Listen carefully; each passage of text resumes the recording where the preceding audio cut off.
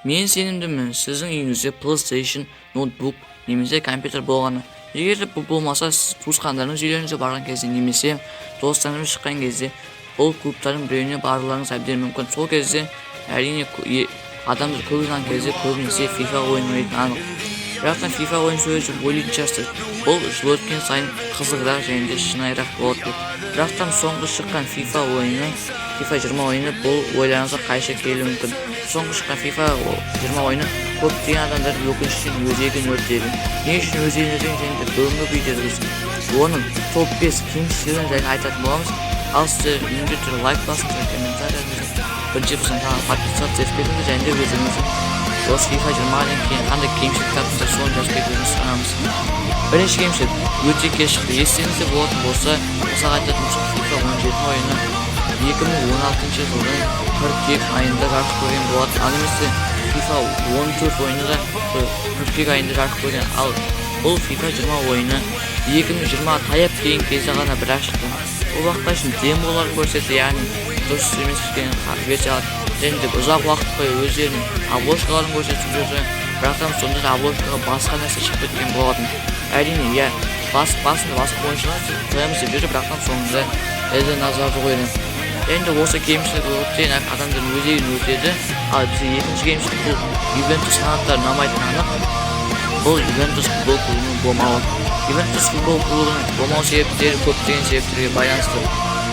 Ювентус футбол клубы бола қойған жоқ, әрине көп себеп болды. Оның бәрін айтып кететін болсақ, видео бітеді. Әрине оны көптеген айтып өтсеңіздер комментарий жазыңыздар. Ювентус болмағаннан кейін бұл FIFA мен PES-тің айырмашылығы бола қойған жоқ. PES-те команданың аттары дұрыс емес, бұл жақта да команданың эмблемалары дұрыс емес. Бірақтан олың күрде дұрыс емес. Бұл Ювентус кішінен бұл қазір FIFA PES-тен еш айырмашылығы болмай қалып қалды. Ал үшінші кемшілігі бұл ойыншылардың бет-келбетті түрлері шынайы емес. Бұл жерде көп ойыншылар тек қана Роналдоны жақсы деген, ал PES мысалы қарап отқаныңызда бүкіл ойыншылардың түрлері шын, бәрі шынайы терлегенде шейін кәдімгі көрінеді.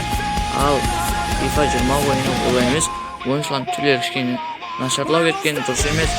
Сол үшін бұл үшінші кемшілігі болады. Ал төртінші кемшілігі бұл пенальти тебу қиындығы.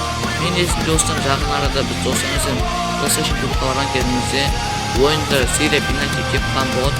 Сол кезде серия пенальти орындауымыз үшін кездесіп айналымға өту үшін бір адам 7 минуттасы уақыт керек болды. Яғни тек қана берді ойыншылар ортасын тебе берді. Біз цель қостық, шетке теттік, болмады. Яғни бұл біз түсінбейміз мүмкін бе, әлде шынымен де бәрінде сондай ма білмейміз. Бірақтан біз сөзді түсінбей қалғанбыз. Біз және ортасын тұра бердік, қақпашы бәрін қайтара бердік. Қанша жерден цель басқа жаққа бұрсақ та ол допты айналып келіп ортасына тебе берді. Ал бұл жерде бесінші және ең соңғы кемшілігі бұл FIFA ойынның 20 ойын соңғы кемшіліктері бұл ойыншылар допты ұзақ уақыт күтіп тұрады.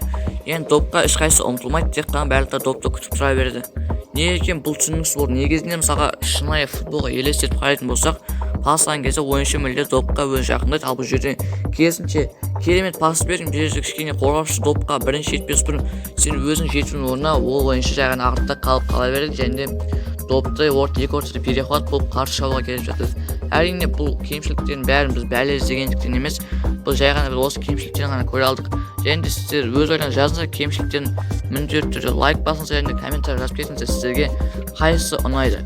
FIFA-ның және де кезекті видео бізге топ 5 FIFA-ның үздік ойындар, яғни 13-12 деген сияқты.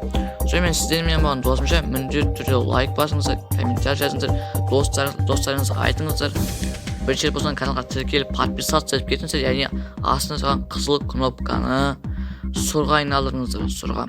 Сонымен келесі аспандарыңыз ашық болсын, жолдарыңыз ақ болсын, дұшпандарыңыз жоқ болсын, қарындарыңыз тоқ болсын. Келесі кездескенше аман сау болыңыздар.